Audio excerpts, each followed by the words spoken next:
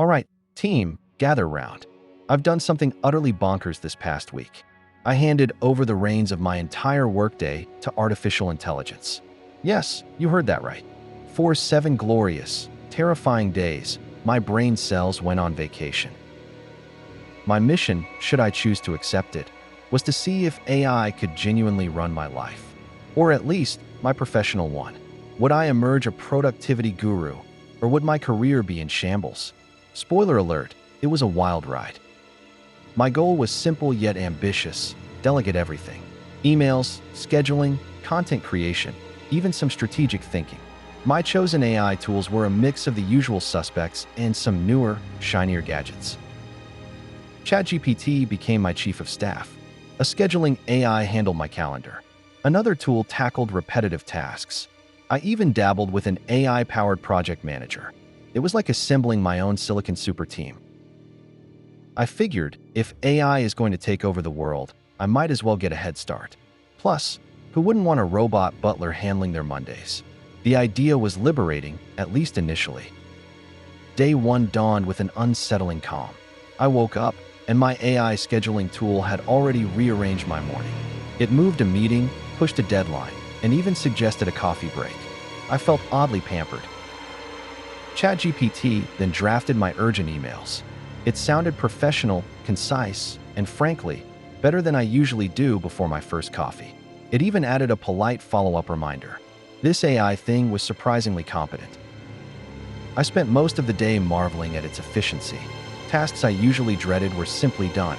I actually had time to ponder existential questions, like whether my cat secretly judges my work ethic. This was going great. Then came day 2, and the AI's true colors started to show. Or rather, its true lack of nuance. It scheduled 3 overlapping calls because optimal efficiency meant stacking them. My human brain nearly short-circuited. ChatGPT, while brilliant for drafting, struggled with tone. It sent a mildly sarcastic email to a client, which I thankfully caught just in time. Apparently, it hadn't mastered the art of passive aggression yet. The project management AI, in its infinite wisdom, reordered my entire task list. It prioritized a minor bug fix over a critical launch deliverable. I spent an hour untangling its logic, muttering to myself. By day 3, I was actively intervening. The AI decided my lunch break was optional for peak productivity. I respectfully disagreed. It also tried to automate my creative writing process, producing hilariously generic content.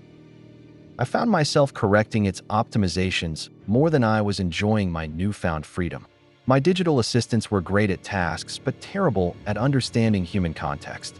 They were like highly capable, very literal toddlers. Midweek, I realized I couldn't just throw tasks over the fence. I needed to learn to prompt better. My instructions had to be crystal clear, almost to the point of over-explanation. It was a new skill set. I started giving ChatGPT specific personas. Act like a witty marketing guru. Now, act like a super serious legal expert. The results improved dramatically. It was less about the AI running my day and more about me directing it. The scheduling AI got a stern talking to via me adjusting its parameters. No more overlapping meetings. No more mandatory skipped lunches. We reached a truce.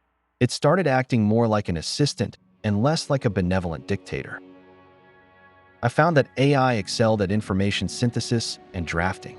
It was fantastic for summarizing lengthy documents or brainstorming initial ideas. It saved me hours of staring at a blank page. However, anything requiring true empathy, creative flair, or complex problem-solving still needed my human touch. AI was a magnificent co-pilot, but not the captain. Not yet, anyway. Day 6 was when everything clicked.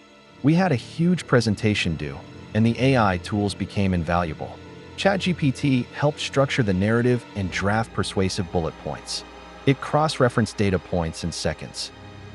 The project manager AI, now properly configured, kept us on track. It identified potential bottlenecks before they became crises. I could see the potential, the true power, when used correctly. I focused on refining the content, adding the emotional weight and human connection. The AI handled the heavy lifting of organization and initial creation. It was the most productive day of the week. I realized that AI isn't about replacing human intelligence. It's about augmenting it. It frees us from the mundane, allowing us to focus on the truly creative and strategic aspects of our work. For a moment, I almost felt a sense of pride in my digital minions. They had evolved, or rather, I had evolved in how I used them. We were a lean, mean productivity machine. On day 7, as the experiment drew to a close, I reflected. My initial thought was, never again. But that quickly changed. I wouldn't let AI run my entire workday autonomously again, no. However, I'm absolutely keeping these tools as powerful assistants. They are fantastic for routine tasks, data analysis, and generating first drafts. They cut down on the drudgery significantly. My biggest takeaway: AI isn't here to steal our jobs, at least not in the way we might think. It's here to change our jobs. It requires us to learn new skills, like effective prompting and critical evaluation of its output. It taught me to value my own uniquely human contributions even more. The ability to understand subtle cues, to empathize, to truly innovate. Those are still firmly in our court. So, my week with AI was an enlightening, occasionally frustrating, but ultimately hilarious journey. It was a roller coaster of productivity spikes and head-desking moments. If you're thinking of letting AI run your workday, I say go for it. But maybe start with a day, not a whole week. And keep your human brain on standby. You might just need it to correct an AI's overly zealous scheduling. Embrace the tools, but don't surrender your judgment. We're still the bosses here, even if our digital assistants occasionally try to tell us when to eat lunch.